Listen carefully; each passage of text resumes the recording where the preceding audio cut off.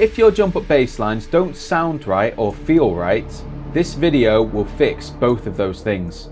I'm Exile, I've been producing for over a decade and I run my own label, Banished Beats. I've got new music coming from Blade Runner, I've worked with Danny Bird, and I've had releases on labels like Crewcast.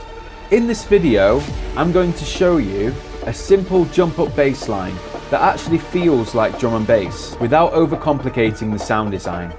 Most beginner tutorials focus on crazy patches and presets, but jump up bass lines are really about rhythm, space, and short notes. If you get those right, the bass works, even with a basic sound. So let's start from scratch and let's do this properly.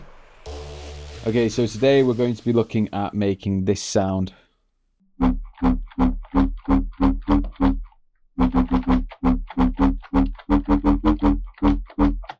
it's quite a generic jump up sound. It's a really simple sound to make. Let's get to it. So we start off with a serum patch, so just a simple serum. And so we're going to get started with first wavetable. So we start off with a nice kind of just a low sine wave, and then we add oscillator B on top as well. So the reason why it's already kind of shaped in the short kind of staccato-y type note is the LFO1 is to the level of oscillator A, and oscillator B's level is down, and oscillator B is then, so frequency modulating from oscillator B to A. So it's adding the harmonics to A. And I'm using the old version of the warp setting. So Serum 2 now has 2 warp settings.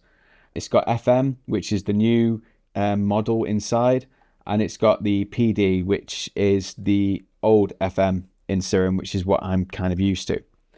So I use that for this. I then added an octave above and an octave down. Now these two things are quite important, and that's what makes synthesis quite unique. Even though I'm playing, say, an E here, oscillator A is actually playing the E down here, and oscillator B is playing the E above as well, so here. If you have any questions, don't hesitate to write them in the comments. This is for a beginner session on bass design and bass sounds and jump up basses. Okay, so we added 7 semitones to oscillator B. Without it, it sounds very, very different,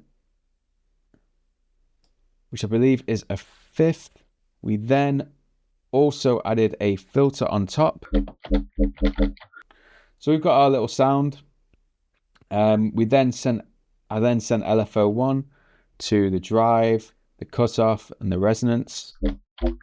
I then added oscillator C on as well.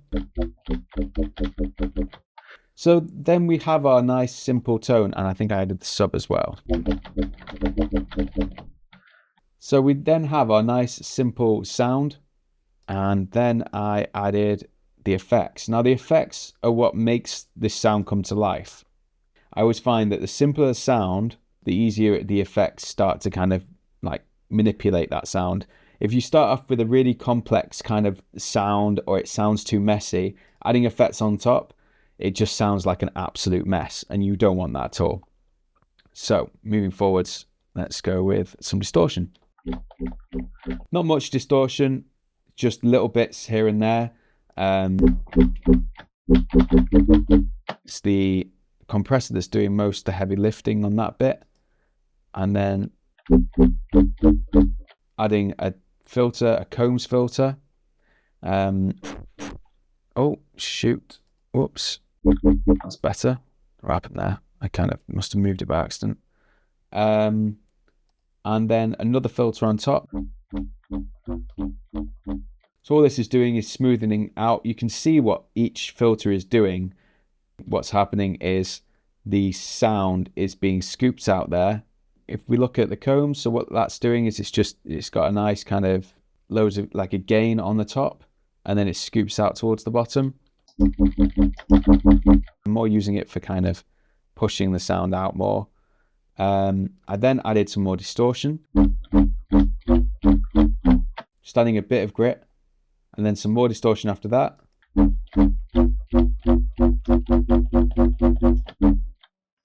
And then an EQ, so just notching out that area here, so around 216.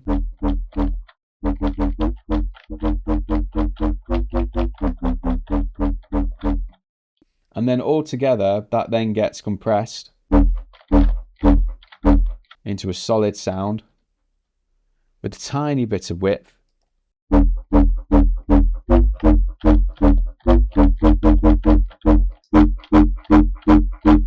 You can hear the sound change. I mean, it doesn't really need to be split.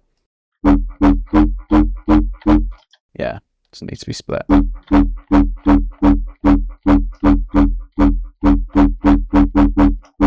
And there you have it. A nice, wobbly bass sound.